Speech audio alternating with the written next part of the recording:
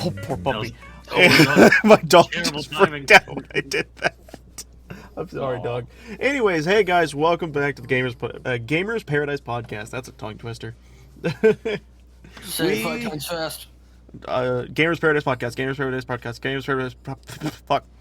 Anyways, Okay. we are here with a special guest star, Quinn. How you doing? Woo, I'm here. Great answer. You would know. So- You might know this person from Omen of Cursed Flight, where you play. And many other prior streams if you've watched my own personal channel. But yes, also Fucking they didn't answer. didn't answer. I go where you play, and then just silence. It's like you could say your character, so people know who you are. Well, it is on the screen currently. Oh, Yes. do you have Yeah. pen on the screen? Yeah. That's the one you're using. Okay. fair I enough. asked what they wanted, and they wanted Pan. Oh, okay. Then Anyways, that they play character- Pan. Didn't even say the name of it, that character right there. Yeah, I on actually the have, screen. I have a girl that goes to my chat every single time we play. We do the role play, and then she comes in and goes, "So who is everyone playing as?" Because we call each other by our names a lot, which aren't our channel names. So it's like they still don't know who is who. I guess that makes sense. So they're like, "Who is everybody?" But anyway, it doesn't matter. Who? Exactly. Yes. So, Gwen, how have you been doing lately? How's your month and or week been? It's been good. Been playing a game lately and doing Warhammer painting. Oh shit, you're into So, like the model painting? Yeah. Oh. Well, which ones have you been working on lately? I don't fucking know names. I've just gotten into it. All I know is Oh, I'm playing the okay. Tyranids, and that's about it. That's enough. They're the fucking like xenomorph-esque things. Which I am painting to actually kind of resemble xenomorphs. Funny enough. I'm not surprised. That is like your favorite Yeah. like horror creature, isn't it? Yes. I I was actually. about to be like, would you... Yeah, go ahead. I was about to be like, does Venom count as a horror creature? But it's like, nah, he doesn't No. count. No, I actually just started playing Alien Isolation the other day. I'd never even seen a game clip of it. I had no idea, completely blind going into it. I didn't even know that you were Ellen Ripley's daughter. I actually thought I was supposed to be Ellen Ripley until they mentioned it in the cutscene. Yeah. And yeah, it's like seeing the xenomorph in that, which is they have a really weird version of the xenomorph for that, but it's always been pretty cool because I know nothing about Warhammer, so I have like the weirdest image in my brain as far as what you're painting. I mean, if you scroll back in the channel a bit, you should be able to see some pictures in random creativity. Yeah. I think Yeah, I saw thank some of you. your painted ones. This channel they're talking about is potentially in the Discord, which you can join. Link in the description below. Boom. Yes, it is right Look there. at that. Boom. Look at that. Segue. Yep. Segue. Got 'em. Yeah. I currently have my dog on my lap, and she's freaking out because she heard my mom open her own door, and now she's sniffing the microphone. No, I can hear it. Yeah. I'm gonna go take my dog and put her outside my room really fast. All right, but you aren't just doing Warhammer. There's a game that Ethan is very jealous that you have been playing recently. The new Dragon Ball game. And before we preface Yes. this, I will state, let's try and be spoiler free for this, because I'm going to play the game tomorrow. Okay, I just want Oh, to fucking everyone to know that Dragon Ball game. anything that I talk about is purely gameplay and not anything related to the story, even though if you've seen the anime. Okay, can I ask one thing? Is the story like is it Xenoverse style where it's like completely different, or is it like it actually follows the original timeline story? So Like it most other actually games? does. I don't know if I can say this. Does this count What? as a spoiler? Like, Well, it's not a spoiler to say, oh, Like- it either follows the original timeline exactly like the original Budokai games, or Yeah. it's not. it's kind of like Budokai 2, where it follows Okay. the main story, but there's like branching paths you can take. Okay, yeah, I got you. I know So exactly. what that it's means. Xenoverse adjacent. It's more exactly what you said. Yeah. But yeah, no, I get it. I played think the it's original reason. Budokai games. I've played My biggest grievance one. with it is that after the Saiyan arc, the alternative routes are easier to get than the goddamn actual route. Oh, Weird. God. Okay. That's precarious. I just go through. I go through and I do. I'm just like playing how you know to play, and then I'd end up just accidentally doing the certain objective to take the branching path, and then it's just like, oh, okay, cool. And so like I have to actively try and not do that, which is so annoying. So wins the basically, games. You're like, what happened? you'd have to play the story as if you're playing it in the anime, like to a T. Pretty much, yeah. That's interesting. Does like It'd be I got a frustrating. question? They're like, if you beat somebody too fast, the game's like, Does- different route. Does the branch Yeah, pretty much. does the branch go on to a full other branching path, or is it just nip at the butt at the end of the fight? It actually got kind of lazy because at first it's like when within the first two arcs, the Sane and the Namek arc, Yeah. They have so many different branching paths you can take, and like it completely alters the story. But then after that, any branching path either just loops back to another path or just has hardly any branching paths. Gotcha. So Okay. like I will say the one thing that already made me sad is that you said the first arc, the Saiyan arc. That makes me sad because Yeah. Again, not a lot of no Dragon games Ball. actually use what they have in front of them. You don't just have Dragon Ball Z. You have all four of them that you could draw from. And the ones that do draw from all four are usually the best games. Look, I'm just happy that like we got Super in the game because like I was so Why wouldn't you sick get of just Super? being like, oh, Dragon Ball game. Yeah. I mean, I'm just thinking about it. Like Xenoverse had Super in it. Fighter Z had Super in it, didn't it? I mean, Fighter Z was its Yeah, own but entity. I'm saying as a story-driven game, Yeah. it usually just covers from the Sane saga to the end of the Boo saga. So They- I'm they glad used that to, it's yeah. finally gone. I'm just glad we finally gotten a story that actually goes into the Super arc because I'm like I've always been like I want to play the Super arc. And I also want to state just in never- Xenoverse 2, I'm pretty sure, and I could be wrong, but I'm pretty sure the main story of Xenoverse 2 doesn't actually go into Super. That's the DLC that tips into the Super arc. I mean, DLC still Yeah. counts, but Yeah, but even it's beyond that, like that. and this is before Super, but I believe Budokai Tenkaichi 3 at least went into GT. That did, yes. Which, as a concept, I still preferred GT over Super, but GT just failed in practice. Yeah, they did a lot of mishaps in GT storytelling. Yeah. Well, the idea is they wanted the original Dragon Ball, so but they did it too much. I didn't get too far into GT. I ended up dropping it after a little bit, not because I didn't like it. I actually quite like GT. It's just I sort of just started watching other anime, and then I just ended up dropping it altogether. But No, that's like, fair. Well, From what I've heard, apparently there's some really messed up stuff that happens with Pan, and it's just like, okay, maybe it's a good thing I didn't like. no, so the whole thing that happens with Pan, I actually mentioned this in a conversation with some girl I was talking to about anime stuff online, and I mentioned that what happens to her doesn't physically happen; it's just threatened upon her. So it's not really that bad, and it is by the main villain.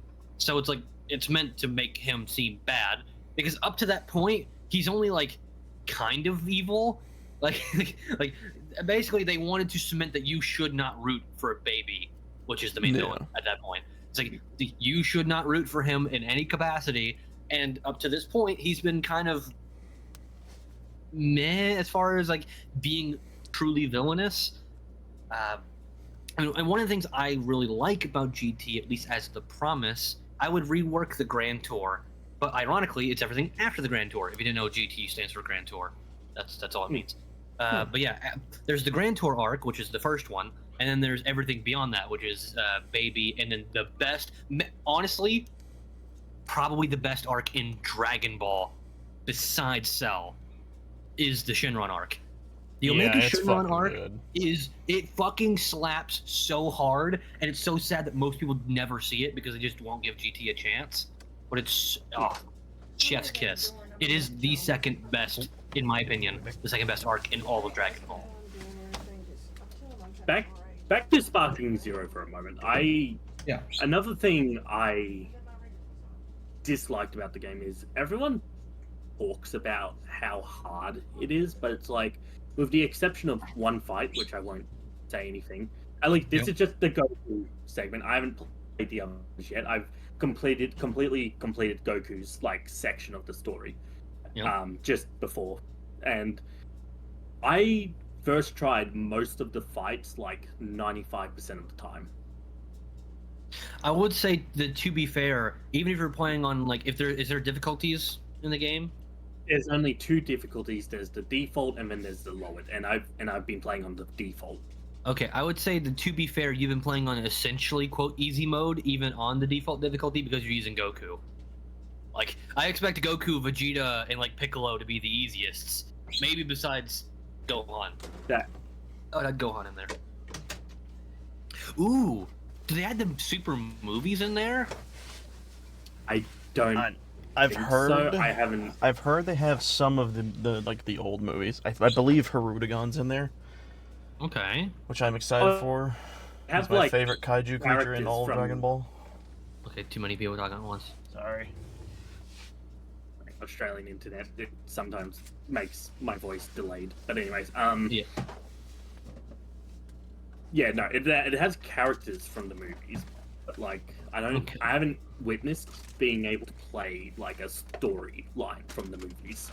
Well, I'm saying, like, is like Beast Gohan referenced, or like that's kind of what I'm thinking. Like, do they use the canon from the movies? Well, they do. It is sort of like there is going to be like a superheroes pack coming out apparently. So maybe Beast Gohan will be in that one. But yeah, I need my orange daddy. Yeah, and I guess what do they do? What are they? Because it's not been animated to my knowledge. What are they going to do with the rest of Super? Because Super doesn't end a determinate power. As far as the manga goes, that will probably have to wait until it's actually animated. They tend to not pull directly from the manga, even though they probably should sometimes. The more, I mean, how cool would it be if you played this game and fucking Gas showed up and you're like, I don't even know who the hell that is. Like, for a lot of people who don't read the manga, are like, what is that? Yeah, I don't know. Like I don't know what they plan to do, like when it comes to like story DLC, but like definitely from what I've played so far, it's definitely worth the money in my opinion. Oh yeah, I did a poll on my community tab where I asked people. I only have 5 slots because YouTube only allows you 5 slots. But I was like, what do you guys think is going to be game of the year? And Sparkling Zero was one of them, and it won. It won the vote. Holy shit! Really? It won the vote by 50%. Holy fuck! Out of 5 options, it hit 50%. So, yeah. I will say Sparking Zero is definitely my choice for game of the year. Huh. Yeah. I mean, to be fair, it's been a very slow year. Yeah. Yeah.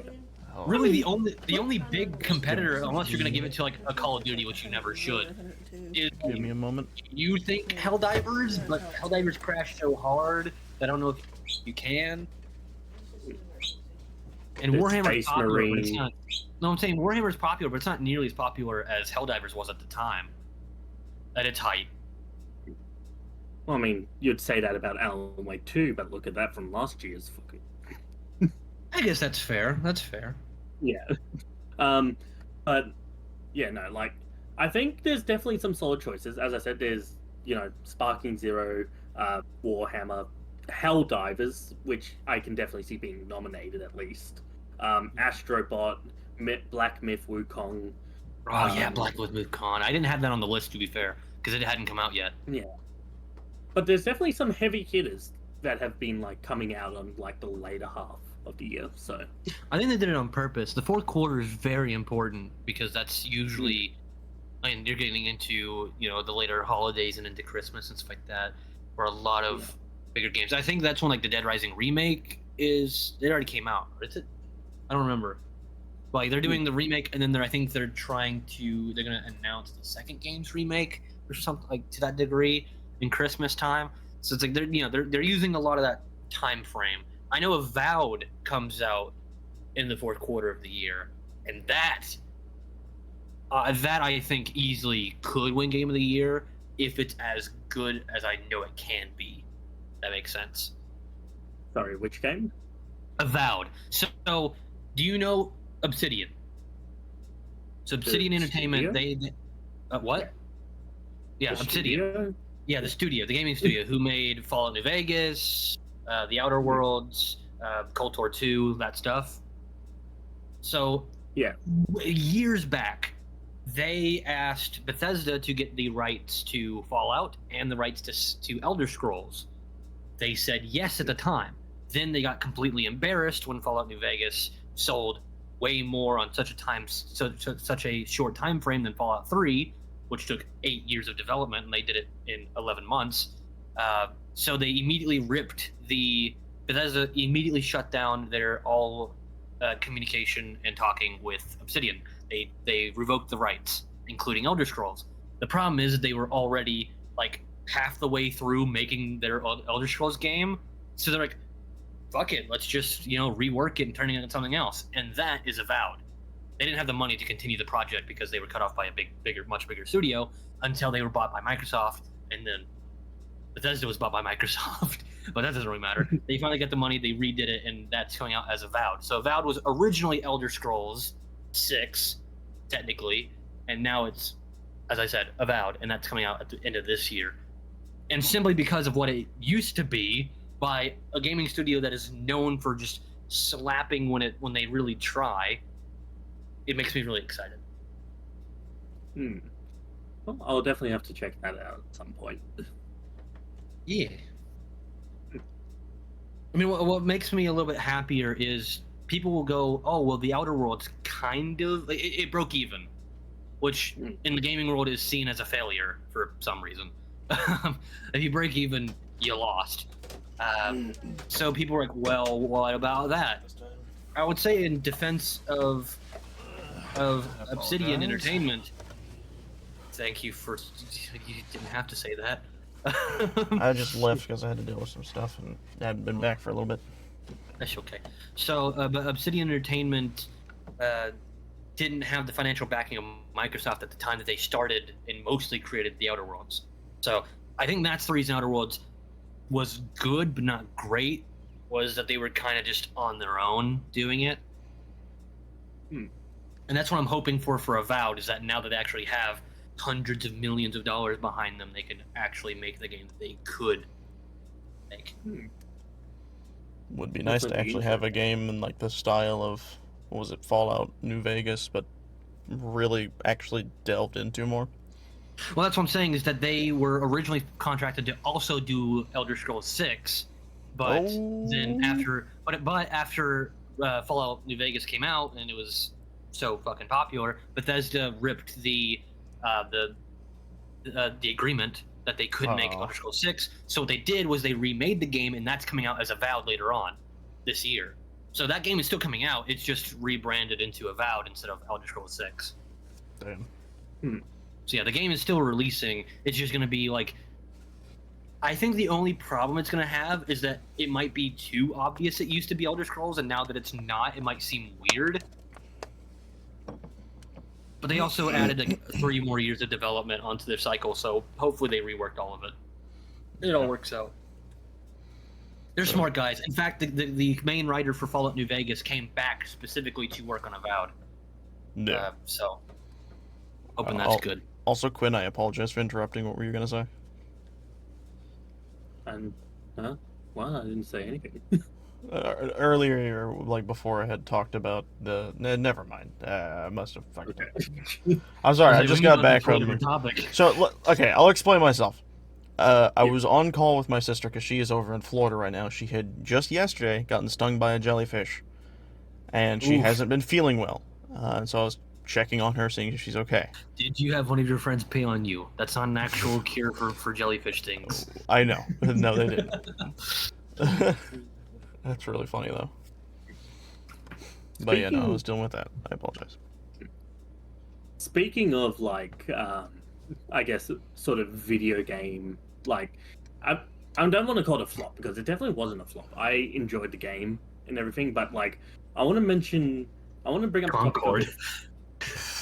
I was like, if you're let it rest. I thought Concord. Let it rest. No. What I was gonna bring up was Marvel Spider-Man 2 and the whole DLC drama that's going on with it right now. Well, I was gonna say, how in the world is that a flop? That seems like that was more gonna be game of the year.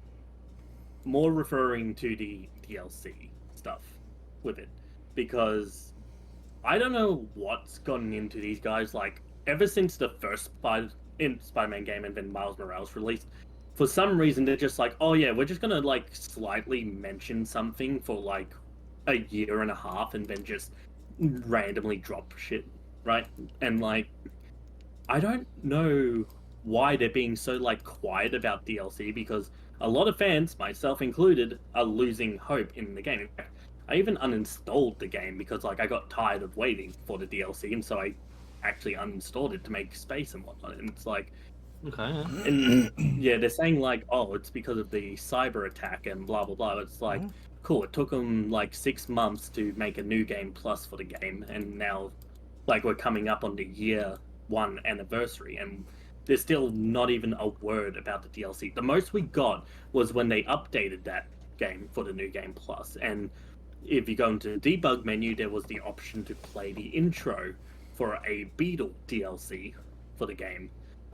And Beetle DLC. It's like, yeah, and it's like, cool. So it confirms that there was at least at one point going to be DLC, but it's like, you guys have been so quiet about it now. Is it even happening? And they just refuse to answer. Well, then the two things that is one. What does it mean? Blue Beetle? Blue Beetle is not Marvel. So what are they? What's Beetle here? Beetle is a street tier villain from the Spider-Man comics. She's okay, insect villain. Yeah, the first thing I thought of was Blue Beetle, and I was like, well, that's not Marvel. But I was like, the movie The Blue Beetle is coming out soon, so I was like, that would make sense. But I was like, but that's a totally different franchise. They can't do that. But there's something that actually does make sense. Well, Sony did just recently lose like, I don't know, $200 million. So yeah, I can see why Sony's a little bit reserved, and they're like, maybe we don't want to put this out because if people don't like this game and they don't buy the third game, then we're fucked. Look, it's Spider-Man 2. Literally anyone who owns the game is gonna buy the DLC. Like, that's fair. Yeah. Yeah. What I was gonna say is this situation was reminding me of like the Hollow Knight Silk Song DLC that they've been like baiting for like 3 or 4 years now, and have seen nothing about, and people are like losing hope in the game, even though it's like one of the most popular, I think, what are they called, Vania games? Roguelike? Is it roguelike? I can't remember what exactly the genre is. It's like Dark Souls but 2D. Yeah, roguelike. Yeah, roguelike. It's one of the most popular roguelikes, and it's similar to like the Spider-Man DLC. They basically was like, hey, we're gonna do it, and then just silence afterwards. Well, I mean, like, when did Spider-Man 2 even come out? Last year or the year before? I think it was last year. Last year on, I think we're like a day or two away from the anniversary, I think. No, was it released near Christmas? No, it was in October that it came out. Oh, okay. That's what I'm saying. Is like, if it's only been a year, that's not the craziest lifespan for a DLC. It's not a great one, but it's not unheard of. Well, if you want to get really dicey, wasn't the the Elden Ring DLC like a year and a half out? To be fair, that was basically an entire new game added on to the game. I'm not saying that it wasn't absolutely that DLC makes sense. I didn't say that here. I'm not saying here or there. I'm just saying that there is a known time frame for these things. Here's the thing, though. With games like Elden Ring, right? They never at any point hinted or even just flat out said that there's going to be DLC or anything like that. So you sort of just expect it to be, especially from FromSoft, you expect it to be like just a one and done, and then they'll move on to the next game. Yeah. Whereas with Spider-Man, it's like, I'm pretty sure like the first DLC for that game came out within like a couple of months after the release or something like that. The DLC for Spider-Man 1? Yeah. I didn't even know that. I have the game. I didn't even know that. Yeah, it's the first introduction of Miles, I think, wasn't it? Miles is in the main story. No. Yeah, the main story. I meant as him as like his Spider-Man abilities and all that. Like they get fully shown off in the DLC, don't they? No, isn't it like a heist DLC with Black Cat? So there's a heist DLC with Black Cat, Okay. and then there's like gang stuff in the second DLC, and then the third DLC is based around Hammerhead. Oh. Okay, so I knew the heist one because I knew Black Cat because I have that one. I mean, I have all of them, but yeah, I was like, huh. I didn't realize they had 3 DLCs for that game. Dang. I didn't realize they had 3 either. Yeah, it says City Never Sleeps, 3 choice chapters. Oh, 3 story chapters. That sounds like it's only 1 DLC with 3 parts. Okay, so basically what happened was once they remastered the first Spider-Man game and ported it over to PC, it all got just thrown in as the one thing. Oh, okay. Well, I mean, fair enough. Yeah. You also can't buy it separately. Yeah, it's all just one entity, which is good. I think that's the smart thing to do. Yeah. You know what game I'm sad they're not doing anything else with? What's that? What? Tears of the Kingdom specifically, because originally when they were showing it off, similar to Breath of the Wild, there was hinting of what was called Master Mode, which is like a more difficult but really rewarding playthrough of the game. But like a few months after its full release, they're like, yeah, we're not doing DLC or anything for this game. And well, it's probably because they probably went into a meeting where like, okay, what would be a DLC for this, and then they just kept talking. They're like, oh, that's just the next game. All right, we're just get to work on that. Well, I mean, like with Tears of the Kingdom, it has so much content. It really doesn't need DLC. So I kind of understand why not doing it, but it does suck because like there's so many questions. I would love a prequel DLC where they explain why the Guardians and the Divine Beast just disappeared. But hey, that's what I have my D&D and the Zelda ones for. I would say the counter to that would be sometimes in writing they tell you this. The greatest thing that you could do as far as like gore, for instance, is to not tell the audience. Oh yeah, no, that's basically From Software's biggest thing. Yeah, it's like you yourself filling in the gaps is going to be way better than anything someone could write down. Yeah, because it's always going to jump to something worse. The only thing I will say, specifically to that with the Tears of the Kingdom game, is there's literally no talking of the Guardians or the Divine Beasts in the entire game. That's what I'm saying. Is that you filling the gaps makes it seem like the world is bigger than it really is. If I'm being honest, having played through the whole game, it feels more like everyone just forgot there was a calamity. There was talk of the calamity, but they don't talk about what happened in the calamity. I don't even know if Calamity Ganon's ever brought up. Well, I mean, I guess it's fucking there weird. Wouldn't it just be that maybe history did forget it? So they know that it happened, they just don't know what happened specifically. I don't know. Well, all I know is the creators gave a reason for it, like a few months ago, and it was they just disappeared. That was it. That was I don't reason. Like that. Exactly. So I was like, they could do a much better job with that, but that was their answer to it. Just they just disappeared. The real answer is they shouldn't have said anything. No.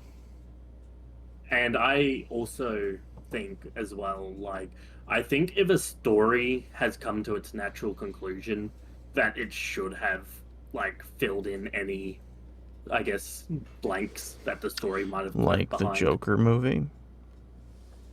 I have not seen the Joker movie. So I have, and I'm one of the people who my favorite comic book entity is the Red Hood.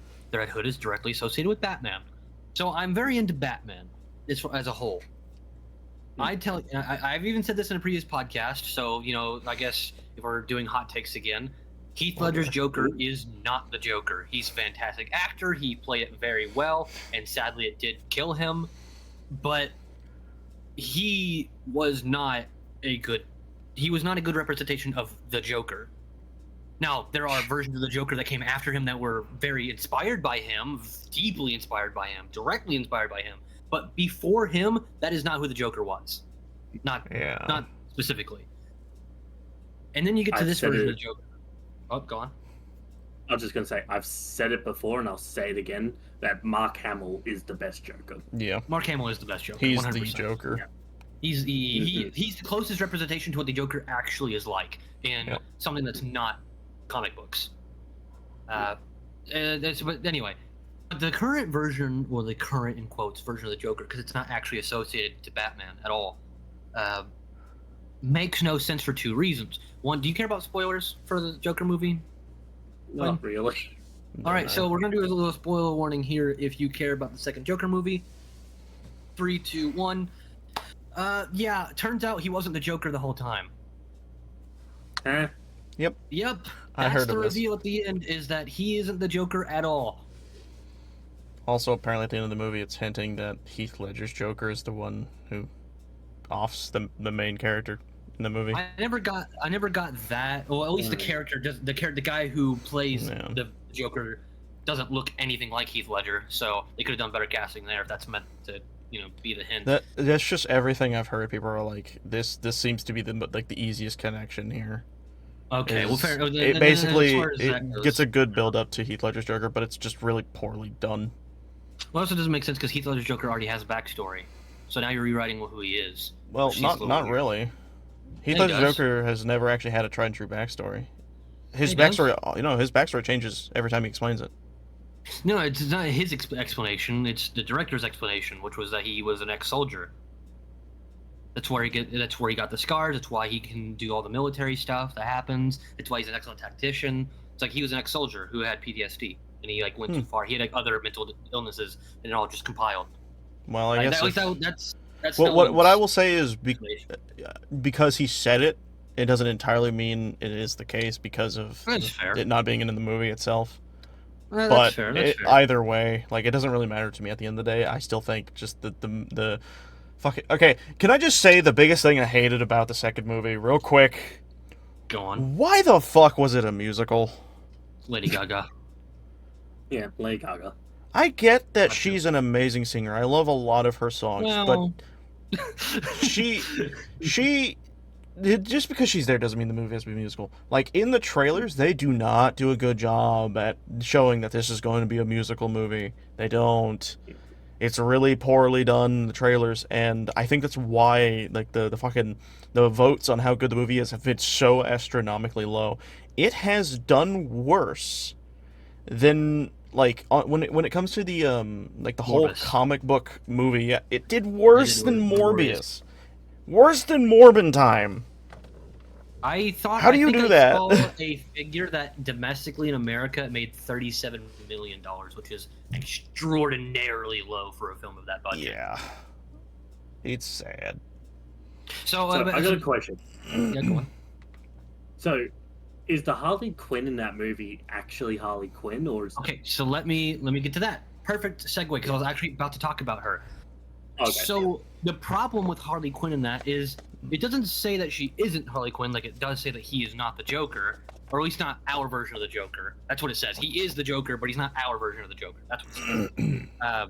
He's still called Joker, and he inspires the next person to become the Joker that we all know. That's what the story says. But anyway, so it doesn't say that she is or is not the real Harley Quinn, but the problem is that because I guess Lady Gaga wanted to be batshit crazy and they just wanted to skip the whole Harleen Quinzel part of Harley Quinn, what they should have done in the movie is at the beginning where he's still charismatic and in the paint, because that's the whole thing, is breaking down his character into a sad man like he is in the very beginning of the first movie. So when he's still confident and he can chat and he can talk with the best of them, why not have Harley Quinn be introduced as a psychiatrist and have him manipulate her into becoming crazy like the actual Joker does? Yeah. The movie starts in Arkham Asylum and ends in Arkham Asylum. You could have just done that. It's right there. It's made for you just to slide right in there. But they're like, no, Harley Quinn is already crazy and she's already a member of the Arkham Asylum. You know what it kind of reminds me of? It reminds me of the more recent Spider-Man movies with MJ, how they're always saying it's not Mary Jane, it's just MJ. But people are like, but this is name. She does, yes, but before she was okay, actually hold on. I need to double preface this real quick, or double check this. The MJ in the recent Spider-Man movies, is her actual name Mary Jane, or did... No. Okay, what's her actual name? I'm looking up right now, but it's not that. It's let me just... How do I... we might need to cut this part out. It's a black version of Mary Jane. That's what it is. It's the same. It's essentially the same name. It's just what is more stylized, the black community variant. I don't think that's too bad. Yeah. I feel like, yeah. Like, I don't know, people need to just be a bit thing sometimes, but yeah.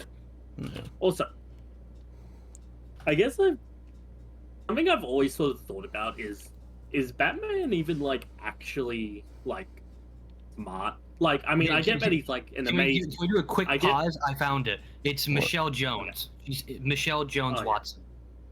Oh. There you go. Okay, go on. Yeah. What's your Batman? So, like, is Batman actually smart? Like, I know he's, like, a great detective and everything, but, like, on, like, an intelligence level, is he smart? Because, like, I swear, in pretty much every story of the video game I see him in, it's always someone else making his equipment for him and not him himself. So like, the answer is yes and no. Yes. So Bruce is very intelligent in very specific ways, where he's not an engineer. So the Batmobile is not Tony Stark. Is not his expertise. Yeah. So he has Lucius Fox and his son eventually. He has Lucius Fox, and then he has Luke Fox later on, who ends up becoming Batwing, but that's a totally different thing. So he even says, Ra's al Ghul at one point says that he is the world's greatest detective, which is where you get that post the original comic book run where he's literally just called the world's greatest detective.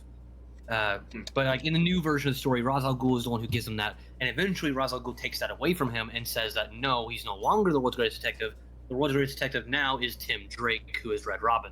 So as far as a detective style, eventually Tim Drake becomes smarter than him, even to the point where he relies on Tim Drake to solve certain things. The other problem is that there is a member of the Bat family that has a photogenic memory, Barbara Gordon. Yep. So Barbara Gordon is technically also smarter in detective ways because she can, at least that's not how photographic memory actually works in real life, but that's how it works in the comics because that's what they thought it meant back in the day. But she has a perfect recall memory, and there's nothing she can ever forget, which is also really sad when you think about what happens to her, but that's a different topic. So, yes, he is very highly intelligent, just in very specific categories, mostly pertaining to combat, alien species, and other kind of things, and basically in strategy. Those are his main three, if you had to take one. It's really, I mean, hell, it's been done several times. It is damn near impossible to beat Batman because he's already made a plan. By the time you even know he exists, he already has made a plan to beat you. That's where I've always found it weird when, like, I guess you pit Batman up against someone in a fight. Like, how do you determine, like, how prepared Batman is for that fight? Because, like... The best way to put it is if it's in his universe, he probably already has a plan. If it's completely new to him, he'll get butt fucked. So they actually have an answer for this. If you want to know. Sure. So they have something called I think it was made for the new 52 order. So I think it was like something like Order 52 because they weren't original with the name at the time. It got renamed. Because there was a 52 run of the comics, that's what it was, the new 52. But anyway, it's audio logs that they end up using in a movie where it's Kevin Conroy, sadly, rest in peace, talking about him. It's his version of Batman talking about what he would do to fight all the Justice League members, including himself. It's like, what's the best plan to fight them? Then they made... Yeah, so basically, if it's in his universe, he has a plan for it. So that's that one part. Now let's go to the other part. They also talk about this in Mortal Kombat versus DC Universe. The answer is no. He had no answers for Scorpion.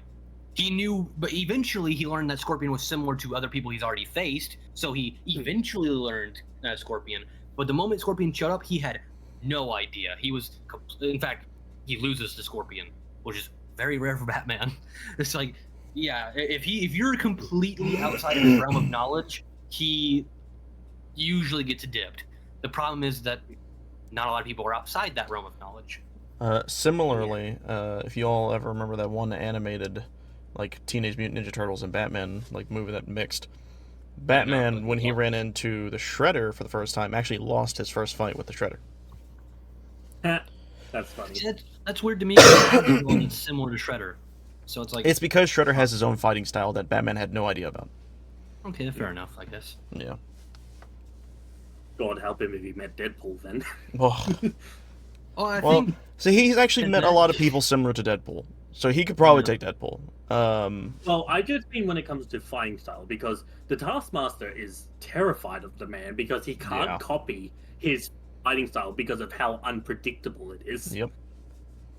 And I just love that so much. I would say that the issue there is that now you're going. So here's the funniest thing to me. So Deadpool is a direct rip from Deathstroke. Yeah. The Red Hood is a straight rip-off of Deadpool. So the Red Hood is actually a rip-off of a rip-off character that already exists in his universe. Yep. So like Batman already has people who original Deadpool is supposed to fight like, but more modern Deadpool is a little bit more crazy and out there. It would be a little bit harder, but not different enough to where he probably could stop him as far as a direct combat situation.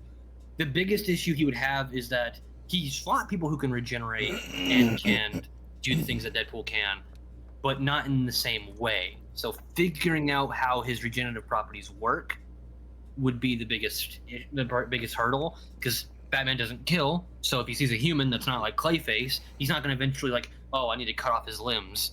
He's going to be thinking, oh, I can't kill this person. It's, whatever. And to my knowledge, can people knock out Deadpool? Yes. Or can I didn't, because the Deadpool can't get knocked out. He can be put to sleep via punching in the head real hard. He can also be put under like gas and shit, and that still affects him. It's just because his healing factor is as strong as it is, the effects do not last as long. Okay, so I guess. Oh, and to show you how stupid his healing factor is, he fused himself with a like zombie cure. But what happened, because his healing factor is so stupid, when the zombies were eating his body, his cells mixed with the cure. Instead of just spreading the cure, it melded together. It just healed over the disease and spread itself. So zombies were turning into Deadpools. Yeah. It's fucking wild. But yeah, I guess it would really depend on, I guess, the version of Deadpool. Yeah.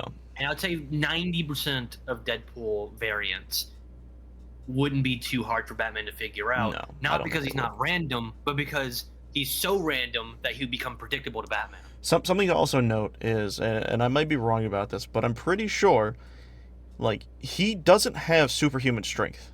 He is strong, don't get me wrong, because he has like a perfected body Batman to an extent. Deadpool? Deadpool. Okay. He doesn't have superhuman strength, but he does have superhuman reflexes. But that's not going to help too much when you're dealing with Batman, who has both. Yeah, what I find funny about Batman is, as much as they try to keep him as a normal human, they also have him like dodge bullets. He's canonically not 100% like completely human anymore. I know. He took a dip in that one shit with the Joker did, and now they're both technically superhuman. The Lazarus Pit. Yeah, it was like that one found underground or something. Yeah, the Lazarus Pit. I kind of find that to be a bit sort of lame for Batman. It is. To be honest, like, I kind of thought the whole appeal of him was the fact that he's just a regular human going fist to fist with gods and stuff. That's kind of what it was. Now he's just a slim bit tainted, just a slim bit, because he is still mostly human. It's literally like a fraction that's different. The other problem is that that's not how the Lazarus Pit works. So no, it was a weird comic book, because I think it was the one with the fucking sunflower guy. I doubt that remains canonical for long. It probably won't. So, I would say that's probably just a weird comic book run, and he'll come back to being normal soon. Yeah. So, you know the Batman stand, right? They like to be like, oh, well, if you give Batman prep time, he can beat anyone, blah, blah, blah. So, instead of talking about Batman versus character B, why don't we normalize like talking about how much prep time we think Batman would need to be the character B? That's interesting. So once again, now you're saying in his universe or not? Well, no. We're giving him the time. We're just deciding how much time it would take. Well, I'm saying like Superman, that's a Class A threat. He admits he made that outright. So finding out his weaknesses was top priority, even over saving Gotham, because Superman could destroy the entire world. That goes a little bit above Gotham. So he found out his weakness pretty quickly. It's just also lucky that Superman isn't a villain, at least not at the beginning. So Superman just outright told him what his thing was. What's also weird is that the things that affect Clark don't affect all Kryptonians the same way. Yeah. Which is like, what the fuck does that do?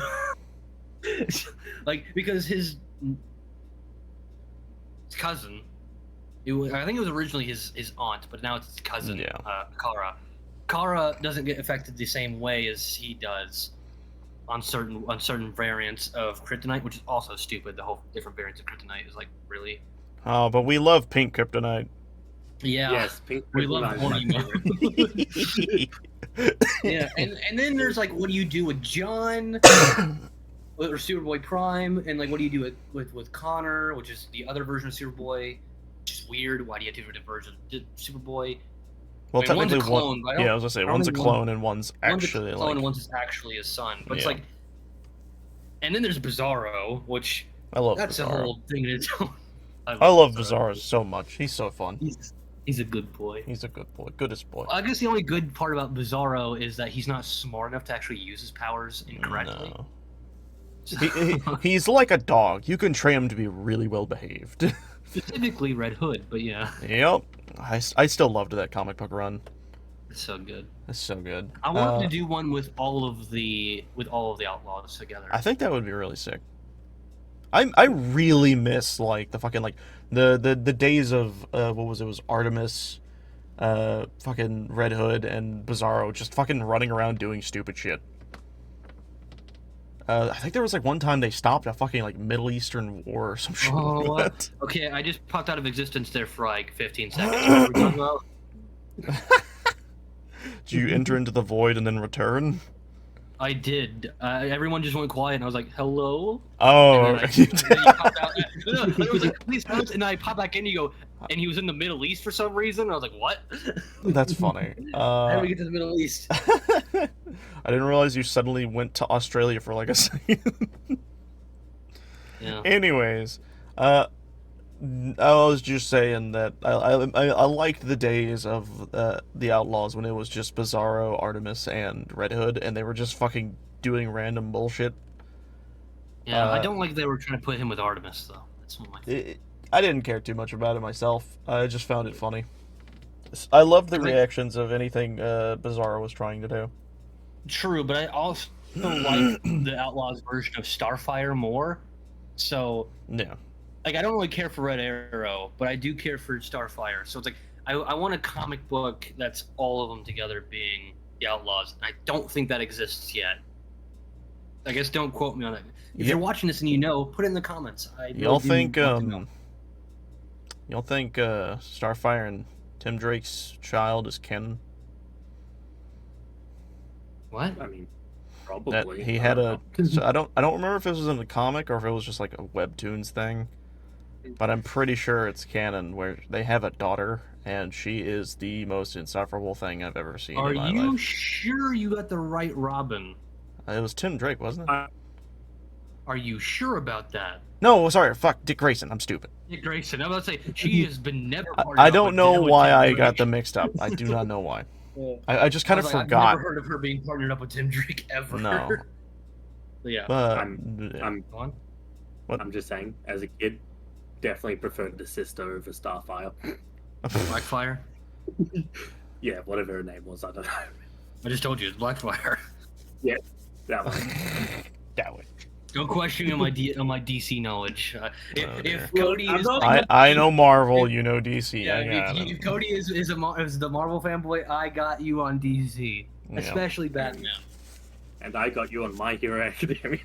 Me too. I read the manga for that. Wait. Okay. So let's do a fun little test.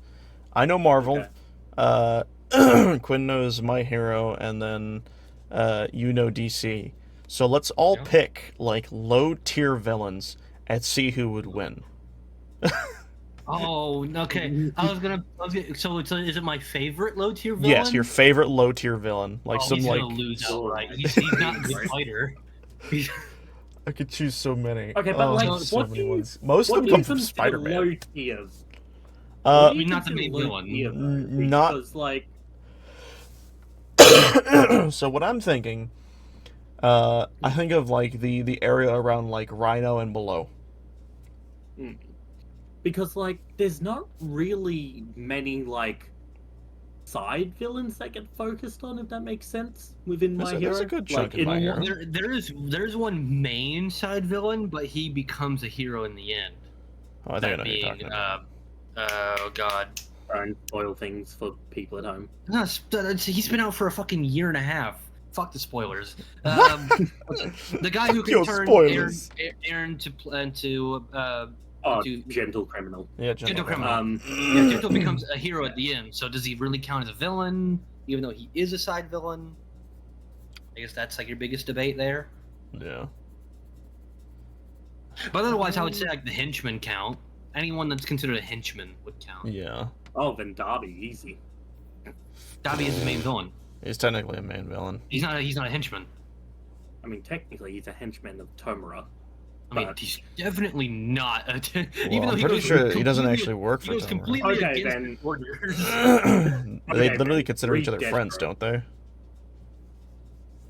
It's each other's family. No, not really. Reed Destro is an interesting choice. Yeah, Darby has always been more of like, oh, I'm just here because my goals just happen to align. Exactly. Where you get Toga and you get Twice. I forget his actual name. You get Twice talking about how they consider it a family unit, but no one else really does until the very end when Tomura, when Shigaraki also says that he considers it a family. But yeah, no, okay, so then I choose Reed Destro. Then that's a good choice. That's fair. That's a very, very good choice. Well, I think we already know who's gonna win. All right. Well, I just gotta choose a good one that I really enjoy. I had one, but then I realized I'm gonna guarantee he is none of you 100% know who this person is. I know 100% neither of you know who this person is. Probably not. You want me to go, or are you still thinking?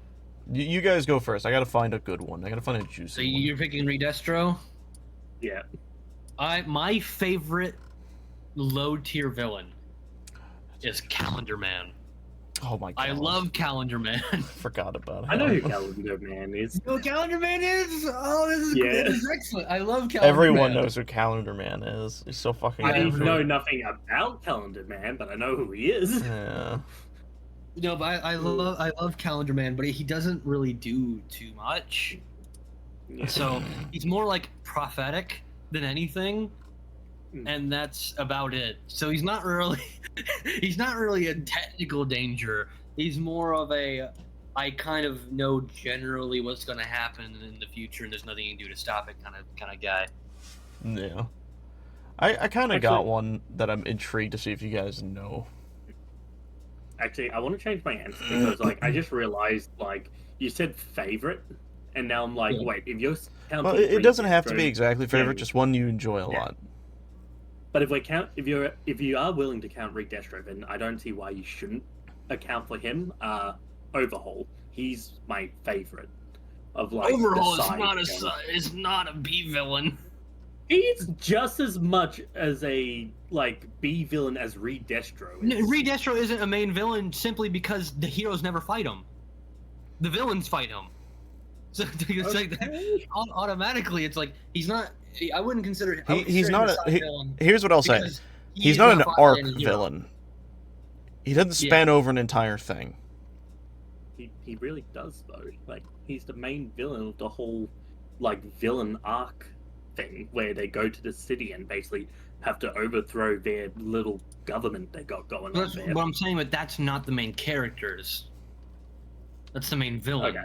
So it's like that's kind of a different. He's a side character for the villains, basically. Yeah. Okay, then yeah, I guess I'll stick with Reed Destro then. Or, Okay. as I like to call him, Dr. Doofenshmirtz. He does look like him. It is obscene. Yeah, I'll say this. Why Overhaul is also not a main villain is because he is not a side villain is because he comes back. Redestro, to my knowledge, the moment he gets kind of taken out, he like is on a panel, but he never actually is like an entity anymore. Where Overhaul actively comes back and has a role. I'm pretty sure you're actually right about that. I don't think he comes back. He comes back for like literally 2 panels. So, are y'all ready for mine? Because I don't think you guys might not know who this is. Go for it. Okay. Bullseye. Oh, I know who that is. So he wears like all black spandex like most fucking superheroes in the Marvel wear, but he's got this white bullseye mark on his head. And the reason he is so interesting to me is he's insanely dangerous. Like I do not doubt for a second he would be able to kill I think what was his fucking name? Deadshot? He'd kill a shit out of Deadshot. Okay. He's obscenely good. So. Well, the thing is with like Deadshot, like his accuracy is fucking ridiculous, but Bullseye is even more ridiculous, and like his training physically is stupid. What you know what's funny about Deadshot? When Deadshot's going up against anybody in the Bat family, he has like. I think he's like a 20% accuracy rate. So it's like, no, he's great against other people that are not heroes. But if you're a hero, he's fucked. That's funny. That's actually really funny. He got hit with fucking what's the clone troopers situation? Stormtrooper. He got hit with the stormtrooper accuracy. But in most cases, he's obscenely accurate. Deadshot is. I don't know why I keep fumbling his name. It's because I keep trying to think Deathstroke. Yeah, that's what I'm messing up. I just want to bring something up here. Stormtroopers do not have shit accuracy. Okay, like I know how they are in the movies and all that, but like, what do you want for them to just shoot and kill the main character in the first 2 seconds? Oh, it's 100% just like that. Yeah, but it's just really funny. I like to think it's not them; it's the guns. Can I have a hot take there? What? One, I know what gun their blasters are based off of, and I can tell you from real world experience, it's terrible. So that doesn't make sense. But of course, the real world version also shoots bullets and not lasers. Who knows? But anyway, I might be one of the very few people that thinks this. I think they should remake the original trilogy. I think with all the new canon that they have, the original trilogy doesn't make any sense anymore. I think they should go back and redo them, hopefully with a good writer. I think the original trilogy should probably be more than just a trilogy. I think they should stretch it out so we get a lot more content out of it. Because there's so much shit they can cover. Well, no, they can, and honestly, so I'm a writer. I like writing. Yeah. I already wrote what my ID would be for like I said, the original trilogy. So you're not redoing the prequels. So you're keeping them pretty much the same, even if they could be expanded heavily too. But really, you're just like replacing the prequels with the Clone Wars series because they kind of go over mostly the same events. I want to see the last 2. Darth Vader's adventures through space as an animated series. That would be pretty good. He goes on so many cool ass tangents. It's so fucking cool. He does. But no, one of my favorite things I saw him do in one of the comics was there's like this giant space jellyfish that is obscenely strong and is able to like mind control like most Force users, and he just fucking tamed the damn thing and then forced it to attack the Emperor. He's like, get over there, kill him. My favorite thing was when he grabbed a giant space crab and got it to kill that one admiral.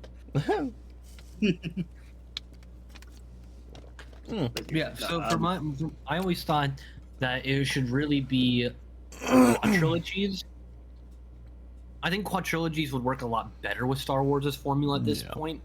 And what I think they should do is remake the original 4, but add in the fact that Leia knows who Obi-Wan is, because in the Obi-Wan series they meet when she's a child. So add in that. Also add in bits. Very minimal. She does know who Obi-Wan is in the movie. No, Literally, the opening scene no. of The New Hope is her being like, "Help us, Obi-Wan Kenobi, you're our only hope." That's Yeah, like but one of the most iconic lines. but you're forgetting the line right before that where she goes, I know we've never met, but you were with my father in the Clone Wars," hinting that she has no idea who he really is, just that he was in the Clone Wars, thus that he's some type of hero. So she knows him on a name basis. She doesn't know him in the series. In the Obi-Wan series, he introduces himself as Ben. So she knows him as Ben Kenobi, not Obi-Wan Kenobi, like she says in New Hope. So her calling him Obi-Wan in The New Hope also doesn't really make any sense anymore, because she knows him personally. They spent a lot of time together. They have a deep connection now. She would definitely call him either Ben or, something that's not so official.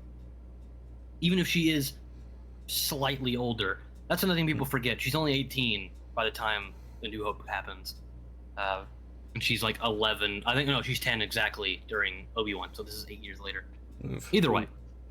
So basically, their relationship would be a lot closer than it would be in A New Hope. And going forward, I would drop little hints that because we know that she's a Force user, but you don't really see that in the original trilogy, so I would add, little hints that she can. And then she's actually very adept at it by just naturally. Because you also got to think the twins. You just described how great Darth Vader was at using the Force. The twins are much stronger than he is, each. Yeah. So it's like just by nature they're stronger than he is. So it's like, and they never really drop any hints that she's also pretty good. I would do that. They also just don't have her really using the Force in the movies. Yeah. I don't think. They don't. Except for in the new trilogy. Yeah. Okay. Continue. Something to note is I'm pretty sure George Lucas at one point stated that A New Hope was supposed to be like a standalone film. Well, that's why it wasn't called A New Hope when it released. It was just called Star Wars. Yeah. Yeah. No, because actually Star Wars wasn't meant to be his main movie. He was using it to fund a different movie. Yeah, he never intended Star Wars to be a franchise. I just want to state, because I do think this is funny, this is the same conversation we had the last podcast episode. It is. It's so funny. It returned. Yeah, we can also talk about how, that's why in the original Luke and Leia kiss, because he's the hero and hero gets the girl. And then later on, they're like, oh yeah, they're actually brother and sister. Oh yeah, they're actually twins. Oh yeah, Leia knew the whole time and still chose to kiss him twice. Yep. A little weird. Star Wars, A New Alabama. Anyways, back to the original prompt I had given you guys, because I was curious, and now I'm very intrigued. So we have Bullseye in the Marvel corner. In the My Hero corner, we have Redestro, and in the DC corner, we have, what was yours again? I went Challenge Man, but can I actually give someone to have a fighting chance? Sure. I'll go with Smiley. He takes Scarecrow's. He takes Scarecrow's fear gas and turns it into happy gas instead of fear gas. That's funny. Horrifying. Happy gas. Would that? I guess he would beat Redestro then, because Redestro's whole thing is he turns his stress into strength, and so. Oh yeah, and if you remove the stress factor, wow, you just rock paper scissored him. I didn't even mean to.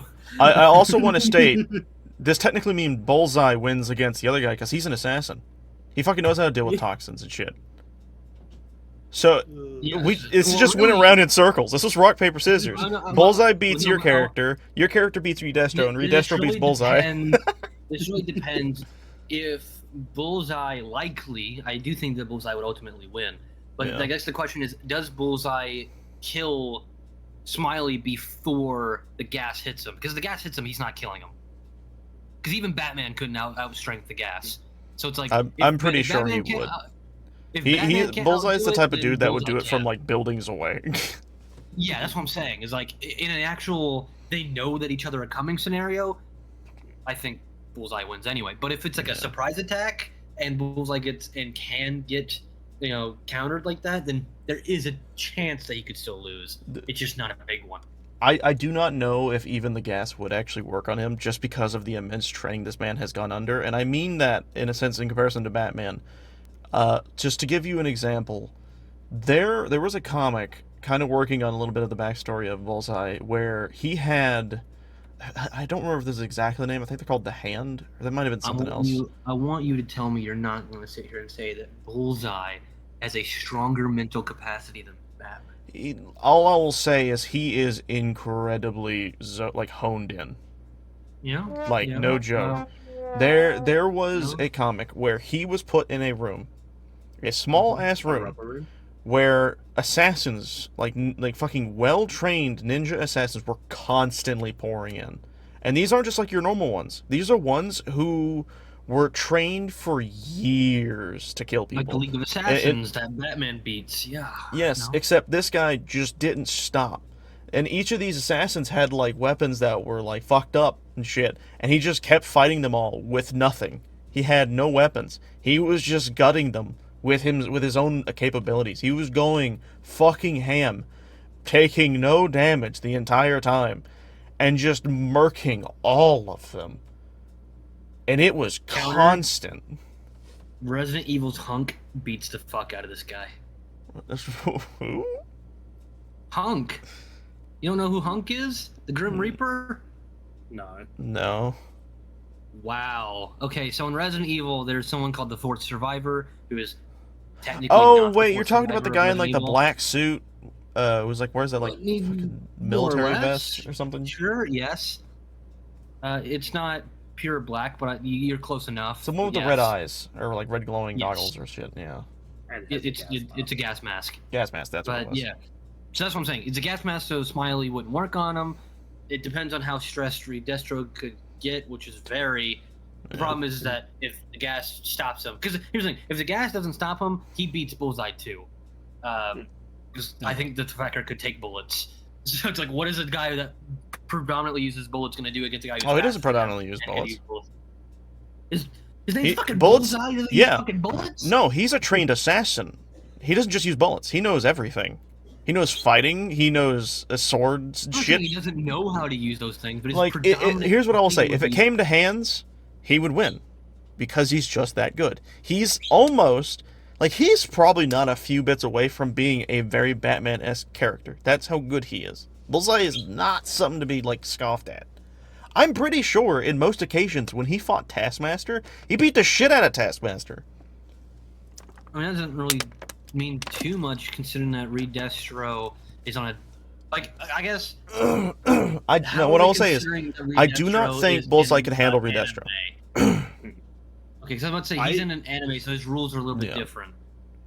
I will say, when it comes to Destro, like, it's definitely prolonged fights where he thrives, because like at a certain point he started going toe to toe with Shigaraki.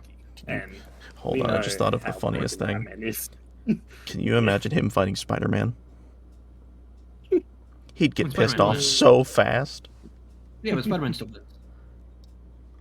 I do think eventually Spider-Man would win, but I feel like he'd piss him off so fast that he would get to be like not Hulk level strong, but he'd be too much for Spider-Man at some point. I think while Destro is a side villain, he definitely has the potential to like be like extremely powerful. I would have loved to see what he could become. No, I would say the only problem with that is, you know, anime as a whole already has a huge problem with power scaling. They do. But in My Hero, you kind of get, like, it's weird. Additionally, no matter how strong, Midoriya at no point becomes physically stronger than All Might was. He can copy. He can copy with other quirks. What? No, he can copy with. He can use other. He can use multiple quirks in order to mimic how strong All Might was, but his core quirk never got as strong as All Might's. You mean like if buff All Might were to punch regular Deku, and Deku were to punch buff All Might, that All Might would win? Then yeah, I guess. Like, that's exactly what I'm saying. Like Prime All Might versus the ending. And you're more meaning the straight side of the quirk, right? You're not talking about the side. Yeah. If we're talking strength, like if we're talking like they're both enhanced by the quirk, Deku fucking destroys Prime All Might. It is stated that Shigaraki himself is on level with fucking All Might, Prime All Might, and that Deku goes toe to toe with that man. In fact, he spoiler alert for the ending of My Hero Academia. So if you don't, I'm gonna say he beats wanna him, hear he that? doesn't. So we can go ahead and skip that. he does though. He literally punches the man so fucking hard he like disintegrates, for lack of a better term. And I know the I mean, irony of saying we're that gonna about totally rugby. forget that the reason he was even able to do that was that he was giving up each of the quirks, and they were Yes, the ones buddy. doing the damage. No, the quirks made him vulnerable. Deku, with the strength portion of the quirk, was the one that did it, which hit him with a fucking punch that caused hurricane-like winds across Japan for 3 days. Oh. I mean, yeah, he could. Yeah. Yeah, he could do that. I'm not saying that he's not insanely powerful. Yes, And but we're talking ultimately, about... that is not. Hang on. We are talking about a depowered Deku. Do not do that. by the Don't way. do that. Don't do that. My poor microphone. Yeah. No. Or headset. Oh, sorry. I thought you were saying about depowered Deku. No, okay, sorry. No, But, you were just screaming into the mic. Sorry. But yeah, no, It's okay. he was a depowered Deku who caused those hurricane winds. And thus, full power Deku, like if we're going full power, then All Might gets one shot by end of series Deku. I don't know about If- one shot, but yeah, he of course, end of series Deku would end up beating All Might. Well, beating All Might if someone had All Might's capabilities. He wouldn't beat actual All Might because he wouldn't fight actual All Might. Well, yeah. But If we No, give them I'm the like- death battle standards where they have to fight to the Yeah. death, there's no hold bar, Deku wins. Yeah, but well, I'm just saying, like, they do fight at one point, and All Might shows that he's more than willing to put a motherfucker down. But beyond that, we also get that Robo All Might stands up to his main villain, which also makes no fucking sense. I'll concede to that.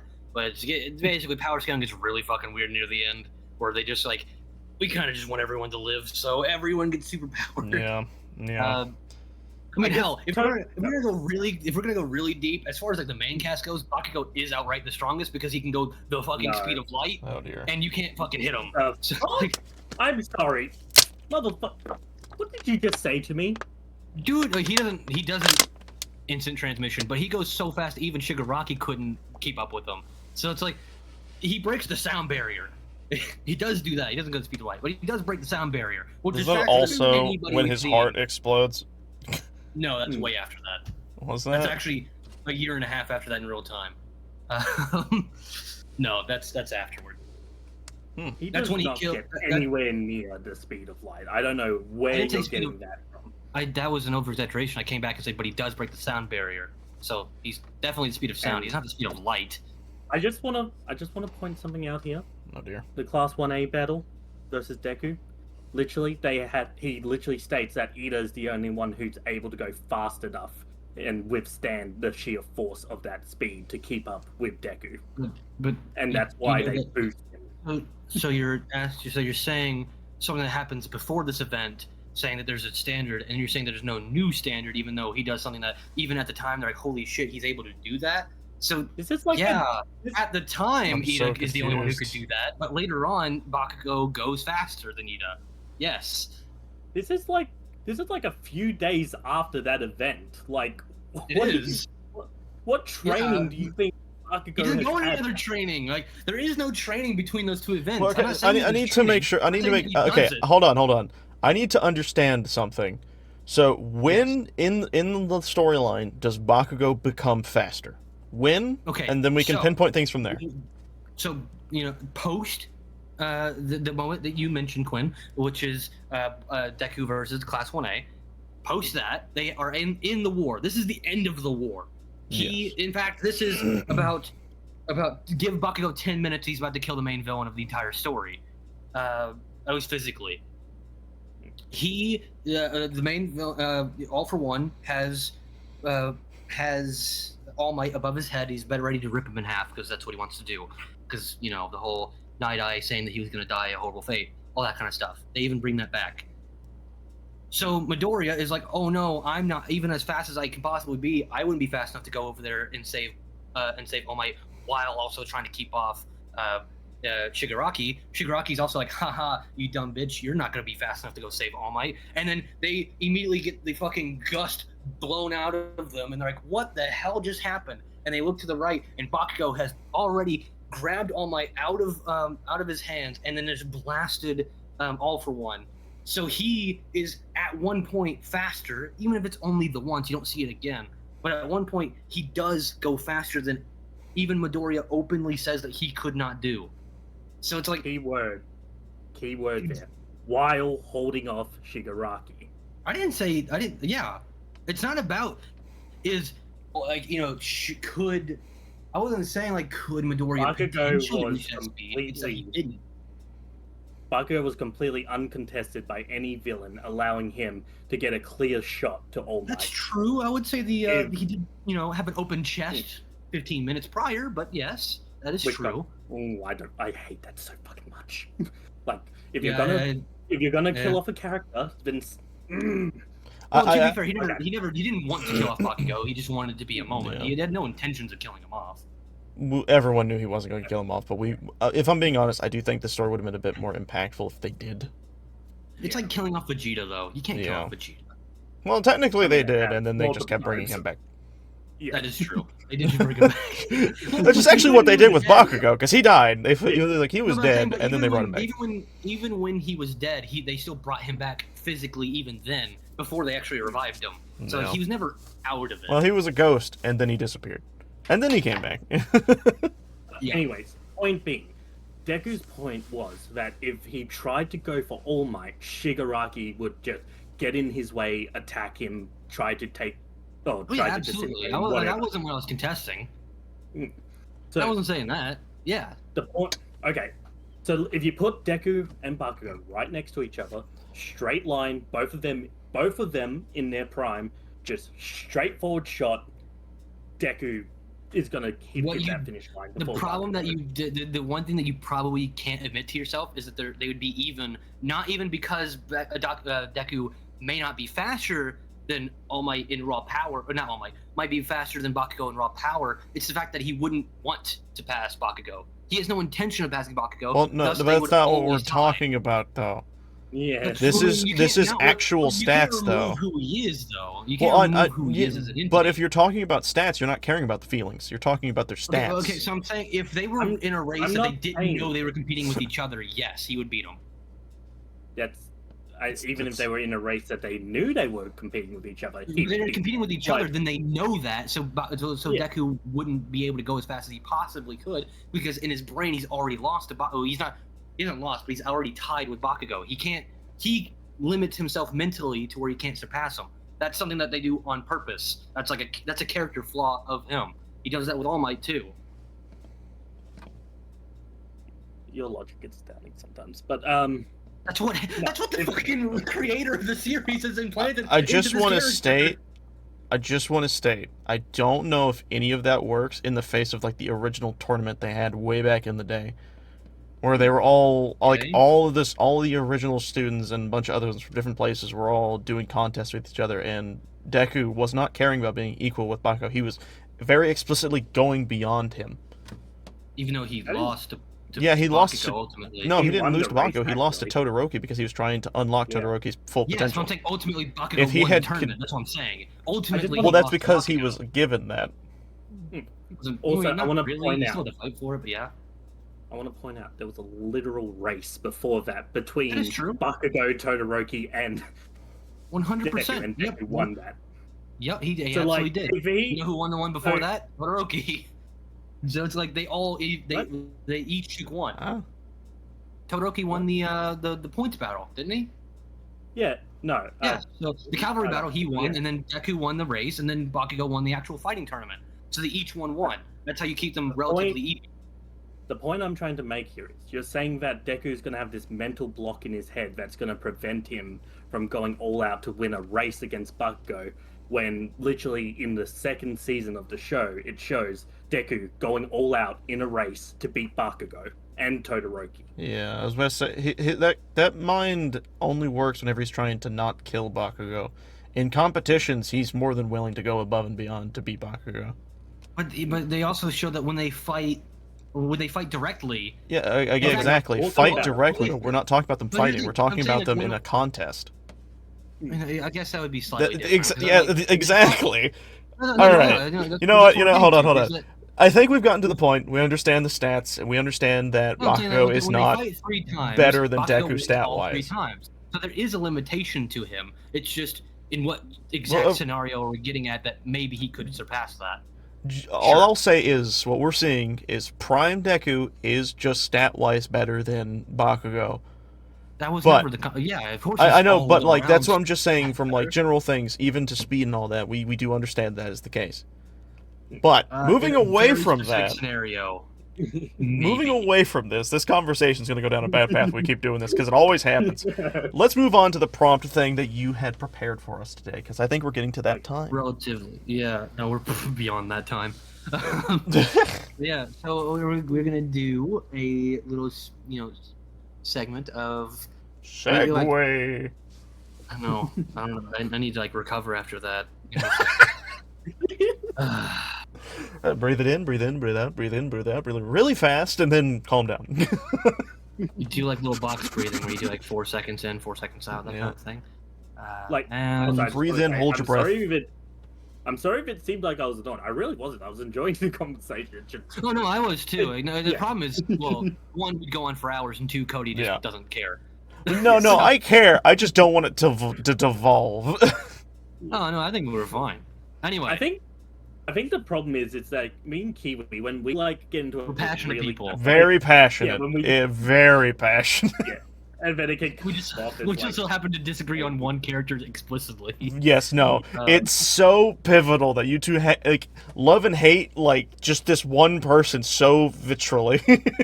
Yeah. But ultimately, anyway, we're gonna Okay, we're gonna be able so you can edit this. No. Okay.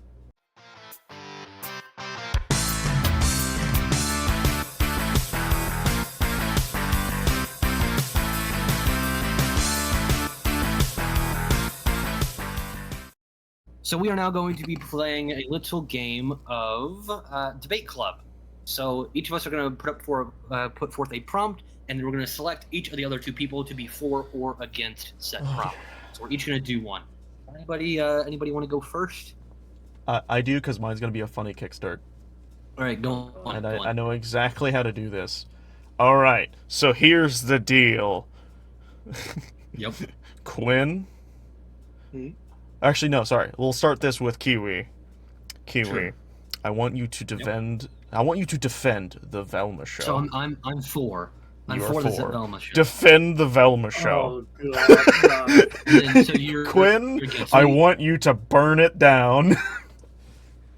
I know you know this. So, I know you have the ammo for this, and I know that Kiwi's really good at thinking critically. So this is perfect. I'm gonna set 2 minutes on a timer. Does that sound fair? Oh, we're timing this, or I thought we were just gonna let it go and see what happens. All right, if we're timing it. Because this is an argument. I'm giving a pro stance, and then that's gonna be it. And then we're gonna go to Quinn, and then they're gonna give an against stance, and that's gonna be it. And then you get to pick who wins. Oh, I thought this was gonna go a little longer. It's not it's not an open debate. So basically, you give all the facts, and then the other person gives all the facts, and then we decide. That maybe go a little bit further. I say go until you feel like you've explained enough. That seems like a lot. You need to put a timer on that kind of thing. How about a limit of 5? It's a lot. What? Because there's a limit of 5 minutes. Yeah. Sorry, I'm sorry. 5 minutes. 5 minutes is a long time. 3 minutes. Fine, 3 minutes. I'll concede 3 minutes. Okay, so do you... Oh my God. So, Quinn, do you want to go first? Or do you want me to go first? You go first. All right, 3, 2, 1. In defense of the Velma show, I know it's not the best, but was it really that bad? So I never watched the show, so this is gonna hurt a little bit. But so most people did, and to my point, most people didn't even give it a chance.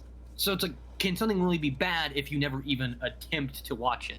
So that's key number 1. Key number 2 is while I do believe it was a minority, ironically, it's almost uncontested to a point. There's a problem of race. Is that simply because it was race swapped? That was the problem.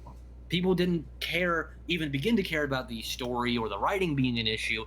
They just saw that Velma was black and immediately goes, "This is wrong. This is evil." burn it to the ground. So it's like that's already getting on some iffy, here or there things. Now, is it so evil to try to make something different with a entity that you already have? Because we already know that starting up new things is very difficult. Concord. It's like if you try to make something brand new, it dominantly fails in those worlds, sadly. That's why you get a lot of series that goes on for so long and gets repetitive. That's where you get like 18,000 Final Fantasy games, because they don't want to make new games, they just want to keep going one they know is successful. So Scooby-Doo is massively successful, and especially that Velma, especially considering movies, how fucking hot that girl is. Anyway, that a lot of people like Velma, so she's the smart one. It makes the most sense if that's who you're doing. If that's who you're doing a show on, you wouldn't want to do one on Scooby-Doo. In fact, and Scooby-Doo and Shaggy. In fact, they did that and it didn't work. The next, main one that you think in your head would be Velma. So they tried something, even if it didn't work, it's at least worthy of the attempt. But a lot of people, like myself included, didn't even go as far to give it a chance to even tread water, simply because we either thought the writing was going to be bad, or it was going to be too woke, or even that, to some people's degree, it was a black main character. I don't think that was, like I said, I think that's a vast minority of people, but that still exists. And it just suffered from a modern world being that this whole, based versus wokeism kind of back and forth, where it's always one or the other, and you can't appease both sides ever, because one side's going to immediately drag it down to the depths and drown it. I want to take the last 20 seconds to say, I fucking hate this show. I hate that it was written like this. It's terrible. You should never be for this. I'm glad it's canceled. Last 10 seconds, it was, the writers god awful. I don't like race swapping. I am one of those people. I don't care that you have a main black character, but don't race swap people. Oh, there we go. My time is up. Great. That's so fucking funny. All right, now that the people have looked away. All right, you want your 3 minutes is starting in 5, 4, 3, 2, go. Well, why should you like the show in the first place? You shouldn't. At the very end there, Kiwi gave a lot of good arguments towards my side, which I don't know why you would do that. Sabotage. Anyways, but the whole thing is not so much so that Velma is black. Like, definitely her being race swapped is definitely part of the issue, but the bigger issue there is the fact of Velma is a self-insert character for the main writer. Like, it's very clear that the main writer, I think it's the writer, but the creator of it, she was like, I want to be in this show, I'm putting myself in, and they made her be the main character and everything. You take these beloved characters that we all know and love, and you just decide to butcher them, both character and design-wise. And not to mention, it's a Scooby-Doo show without Scooby-Doo, which is absolutely ridiculous. And on top of that, oh god, fuck, I'm blanking now. It's a Scooby-Doo show without Scooby-Doo. You got basically butchered characters. You got fucking, oh god, why am I blanking? I had arguments, and now I'm blanking. Fuck. That's not helping. I'll tell you right now, you still have half your time. Yeah. Okay, hang on. Think about what happens in the show. Shut up! Don't give him hints. Or give Quinn hints. My bad. No, I'm gonna have to just end it there. I've just completely blanked. Do I get bonus points for actually going all 3 minutes? Okay. So if we're doing this based on a point system, which is what I was kind of originally thinking of, so I will do it like this. For bringing up the most, good argumentable points, I will give that to Kiwi in this sense. For also going the full distance, actually, technically speaking, you didn't. Yeah, it's very hard. I didn't have much. Yeah, I could have. You didn't. So I will not. Could have. I was on the other side. Both of you actually didn't finish. That's all. I will none get that point. No. But for ending of the argument with an agreement, I will give that to well, technically, I guess that would go to Quinn, because you agreed with her point at the end. Yeah. I have no clue what happened there. My mind just completely. No, you're fine. And to be fair, I want to point out, Kiwi really did just steal a lot of your good points right at the end there. We should have just reiterated them. Yeah, doesn't matter. yeah. But now for me to give my vote of a point. Obviously, I'm siding with Quinn because good lord.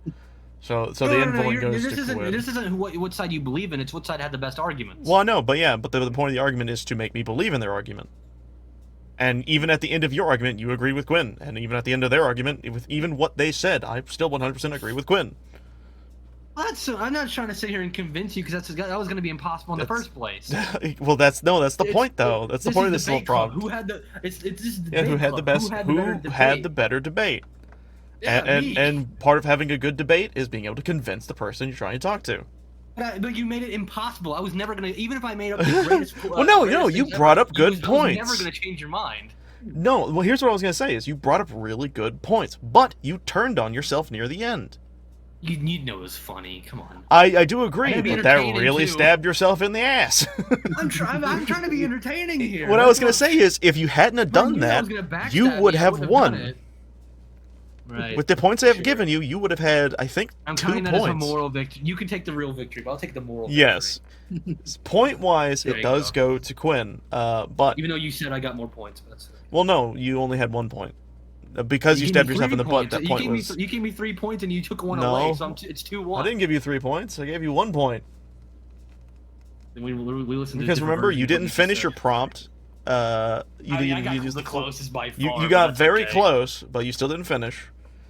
But either way, regardless, the winner is Quinn in this argument because you effectively did continue their argument for them. I will not be cheating, and I will be going off of who has the best argument, not who I believe in, because that's literally impossible to do. Well, I literally was going on a clear mind judgment system. I was going to go on who had an argument that was good, and at the end, you turned on yourself.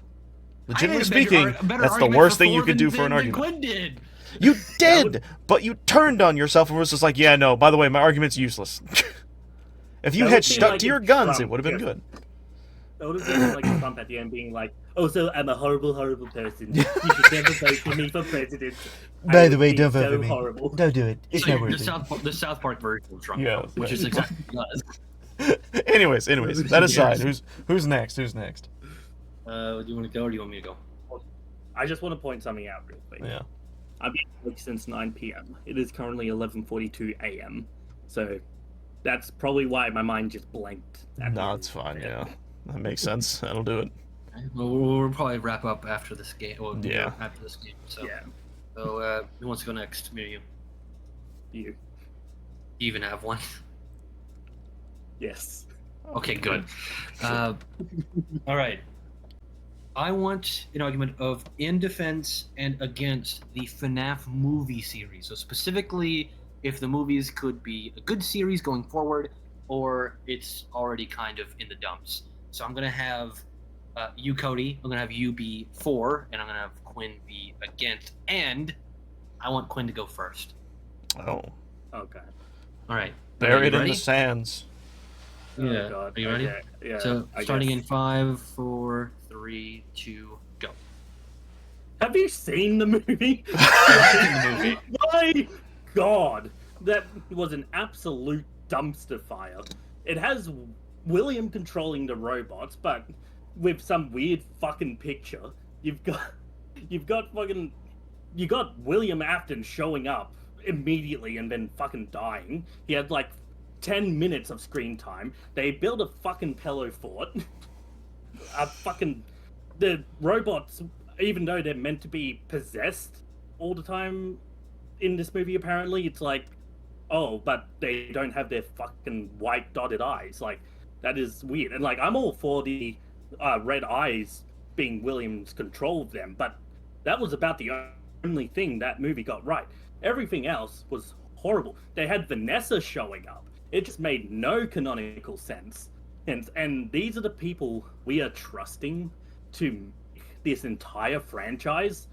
Like, they've already announced that the next movie is going to be more horror, but then comes out and then says, "Oh yeah, it's a PG-13 rating." These movies are not going to work with how it is currently being handled, and they should not. And they should just drop it before the fucking dumpster lights the entire fucking city on fire. The game's already struggling as it is.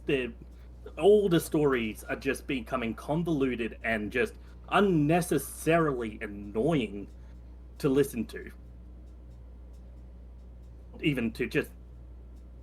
yeah, all that stuff. I don't know where they're going with Springtrap, because again, he shows up in the first movie as William Afton, and then we get the "I always come back" scene, which made no sense because of the fact of, like, how do you know you can come back if you haven't come back already? Like, you're still a human, you're still alive, you haven't come back, so that line makes no sense. And the fact they make him an absolute dumbass because he can't count, with the characters constantly pointing out the fact that, oh, that's two things, not one thing, whenever he said you had one job, blah, blah, blah. And, it's like, why even get Vanessa involved at that point? Just completely wipe her out of the movie, and it'd be the exact same fucking movie. In fact, wipe out pretty much any scene that's not them in the pizzeria, and it'll basically be the exact same fucking movie. 10 seconds. Just gonna edit it. I'm sorry, 20 okay. seconds. 10 seconds. Or 20 seconds. Okay. Yes. Yeah. And again, I want to bring out in fact, the first scene we get to see of the animatronics interacting with characters is literally them tickling the little girl.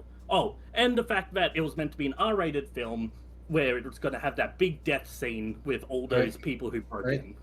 All right, there you go. Yep. That is it. That is your 3 minutes. And, I'll give my discussion afterwards, after both.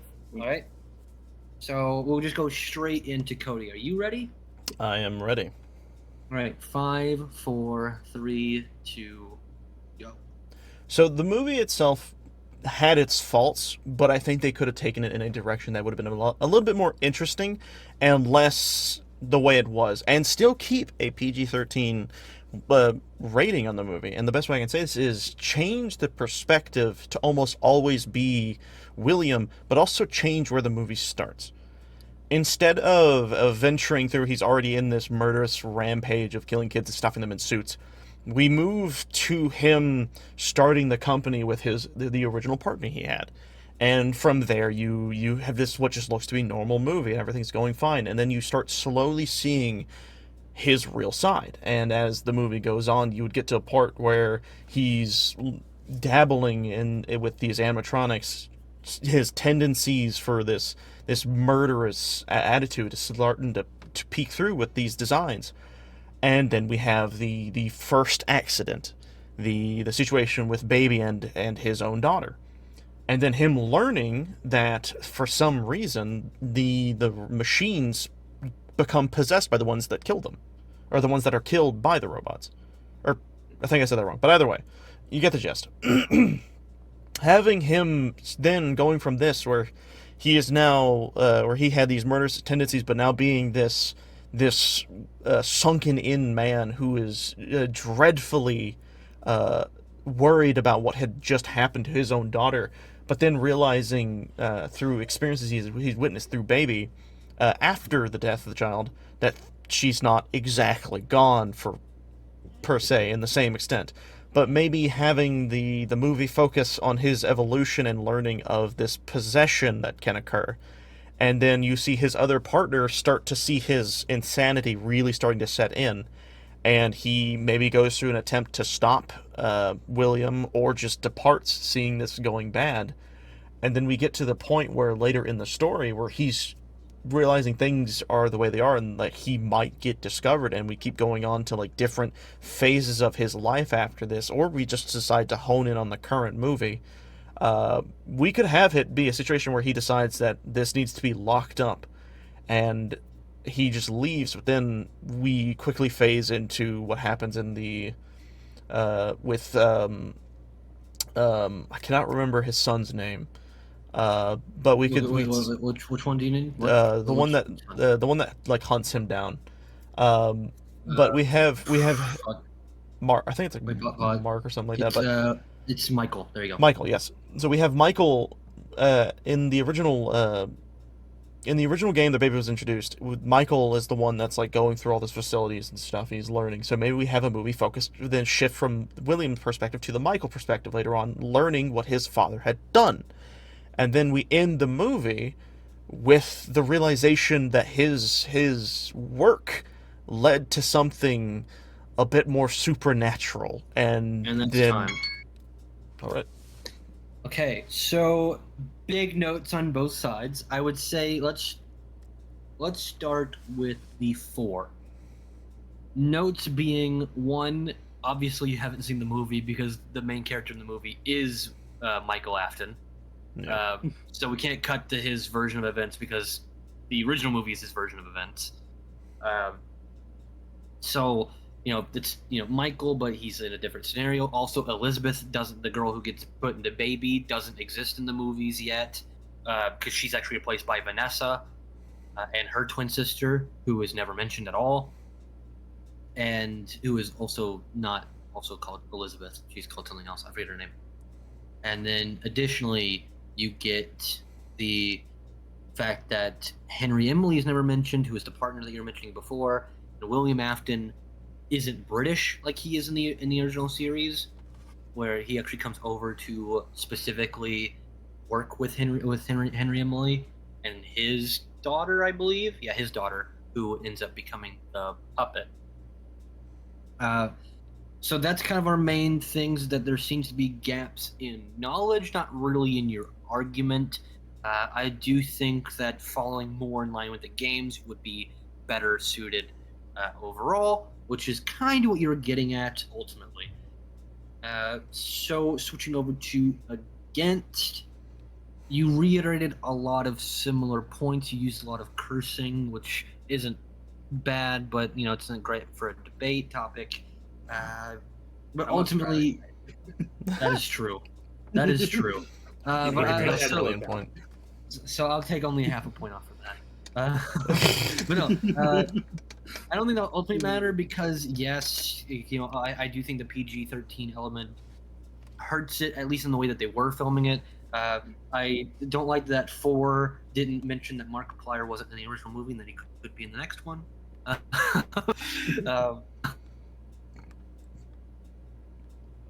Pretty close race, but trying to go with lore-based items and still getting the lore wrong, I think I'm gonna have to go with the against.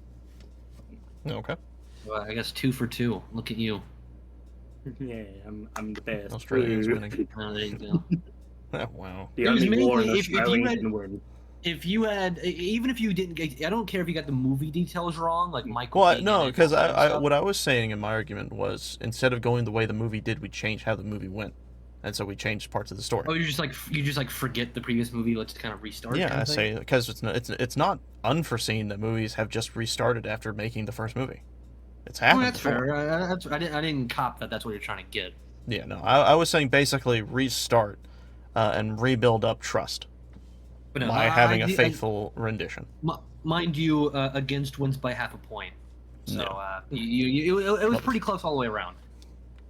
But yes, I still end up going with against. That's fine. So there you go. Solid arguments all around. All right, Quinn. What you got for us? So, 'Cause I'm actually scared now. Kiwi. Yeah, do it already. You are arguing for Bakugo being the worst character. Yes, for Bakugo being the worst character in the entire show. Oh my god. Show or manga? Are we doing like? Can I drive from both? Yeah, you can drive them both. They're interchangeable. Okay. And Cody, you're against Bakugo being the worst character. Oh god. I'll do my best, Right. man. I'll do my best. Godspeed, Kiwi. At the very least, between like your stuff you look at YouTube with and like my sort of keeping you up to date, you at least have a general idea. Here's the thing. I know how Bakugo has evolved. Because memeing has got me the loss last time. I'm actually gonna try I Yeah. do want to preface to the audience, I don't believe anything I'm going to say. Be warned. But be warned, I believe literally zero. I think he's the best character in the entire show, but not right now. Not right now, I don't. Not right now. I like to imagine you pull down a mask, but not right now. I want you to change the eye to orange. Not right now. That'd be awesome. Or like red. Yeah. So who do you want to go first? Either or, doesn't bother me. I think Kiwi, you should go first. Let's Okay, break him let me down to drink build him up. real fast.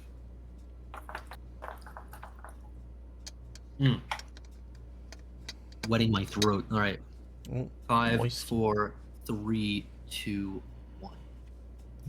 So to start off, Bakugo is straight up a bully. At the very beginning of the series, he even tells Deku to jump off a roof and kill himself. Well, you know, despite whatever reasoning that ultimately might have, he still does it. That goes even further beyond. Even if you don't believe that certain things are healthy for him, doesn't matter. You shouldn't be telling people that some kids go jump off a roof and kill themselves. Mind you, this isn't just a one-time occurrence. He kind of relatively brings this up multiple times.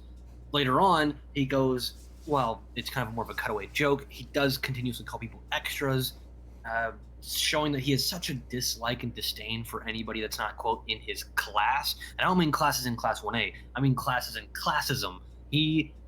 Not even monetarily, people that he views as being even worthy of his time, which very rare people are. Even people in his own, quote, Baku squad, he doesn't really care about. 2, he doesn't really use anybody's names because they're meant to be insults. Predominantly, I think there's only like 2 that aren't considered. Actually, there's 3 that are not considered outright insults. So that's 3 of anybody he's ever met that isn't All Might, including his own parents.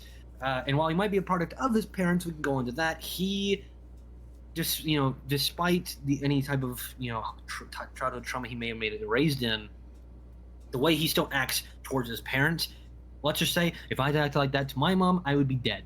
And most people in this call, I assume, would also be dead. You don't act like that. You have some type of self-respect.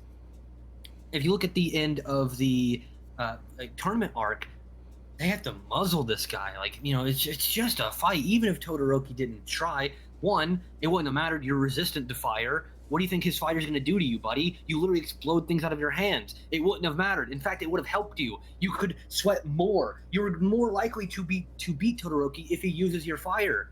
So him not using it means literally nothing. You would have beaten him anyway. Why are you making such a big deal out of it? Why does it matter so much to you? His endless need for competition is continuously his downfall, even to the point at the very end of the series when his heart explodes. He doesn't need to do that. In fact, him doing that only hurts the heroes at that point. He expressly goes beyond the limits that he knows he has because he wants to. That's kind of the only reason you get. He explodes his own heart simply because he can, not because he necessarily needs to. He's not in any more danger before as he was after, because he dies. It's not like he saved himself from anything. He didn't save anybody else from anything.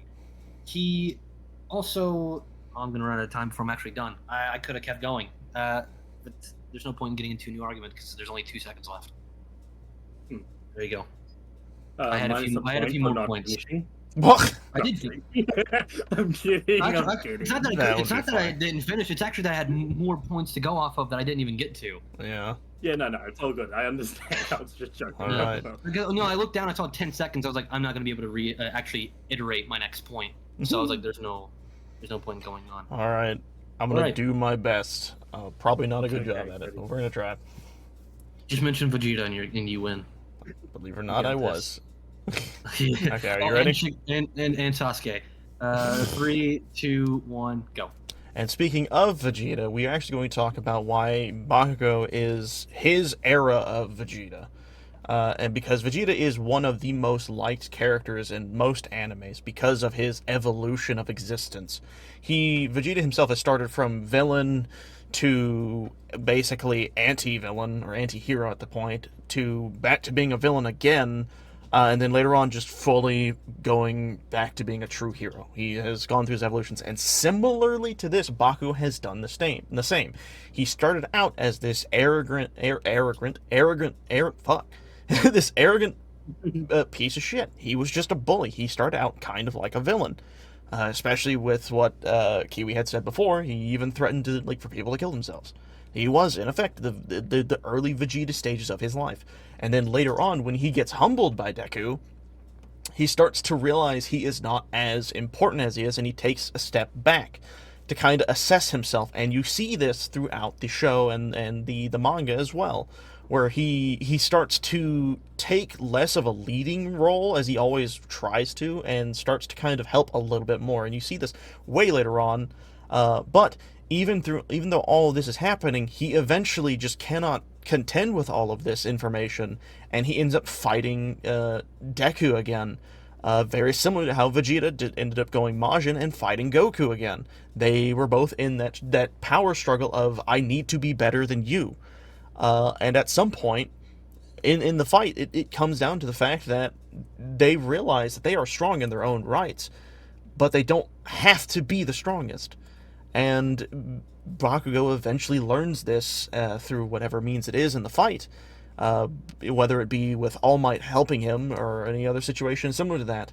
And then later on, much like Vegeta, as I said before, Bakugo goes full good. And I would say this is probably around the time when he tries to save Deku during Deku's own little villain arc. And it wasn't really a villain, it was him just going anti-hero.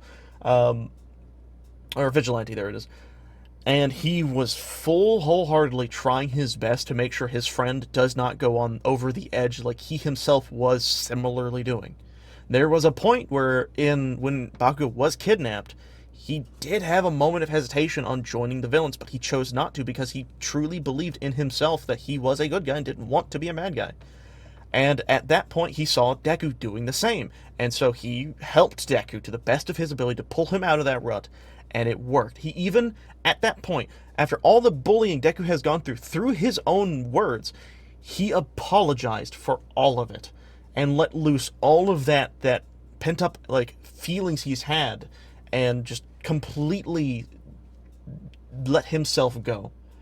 And then from there on, That's 0. That's time. Oh. All right, now this isn't which one you agree with. This is who had the best argument. Okay. Okay. This may be a bit of a shock for you guys. You guys have tied. Oh. Really? Really? Yes. Yes, I felt that both of you made very solid arguments. Does it help that he got one of his points wrong? What? Yeah. I already accounted for that. Okay. Oh, okay. Yeah. Cool. But I can't really. As I said, I'm running on very little sleep, but You're fine. when it comes to giving you guys specifics, there's not really much I can say. You guys both did really good. I know I deducted 2 points from Kiwi. What? I can't remember what one of them was for, but I know one of them was for when you were saying that he exploded his heart for no reason.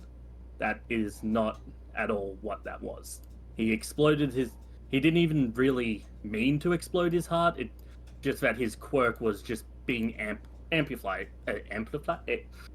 Yeah, my point was that he didn't need to go that far beyond. Yeah. He was at no point in any more or less danger than he was prior to that. Well, That's what I was saying. If he had have survived, at least to his knowledge, if he had have not done anything, Shigaraki, or I think it was Shigaraki. Yeah, it was. Shigaraki would have just come up and killed him anyways.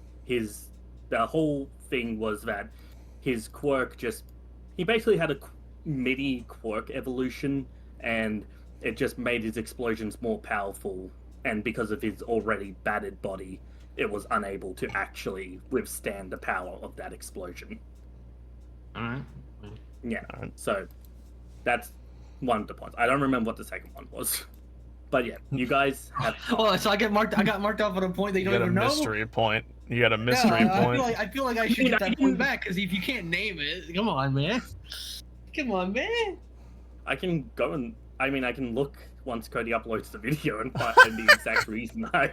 Okay. You know, just never mind. I was gonna say something This is even stupid. after he gets deducted points for getting one of his points wrong.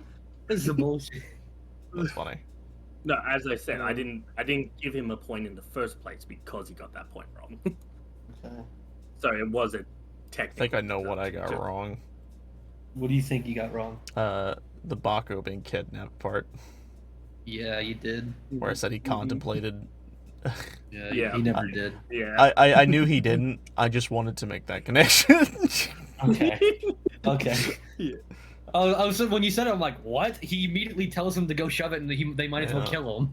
Like, he's like, no. Yeah. But yeah, you guys have actually managed to tie. That's funny. Okay.